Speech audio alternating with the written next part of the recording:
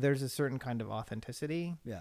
and honesty and a willingness to cover disparate topics Right. that has been missing because we're incentivized financially to be like, elevators in malls are killing 30,000 people a year. You need to be scared of elevators. Like, that's going to sell. And then somebody's going to write a book about elevators. Right? I mean, so like there can be an economic incentive And people and a respond desire, to incentives, right? fundamentally. Absolutely. And people who are selling things, right? And so if there's a great way to have a model where you can deliver information that's maybe a little bit more authentic and a little bit more intellectually honest, it's a big win. Yeah. It's a change. It's like a positive change too. Did you listen to the Serial podcast at all? I didn't. I should have, but I didn't. It was an interesting podcast where Sarah Koenig, she dug up a case where somebody was convicted of a crime and she drilled into it in depth. She essentially reopened the case. Yeah. She interviewed people. She talked to the guy who was in jail and got his perspective and his voice directly. And it was just an extremely well done podcast. The podcast got so much traction,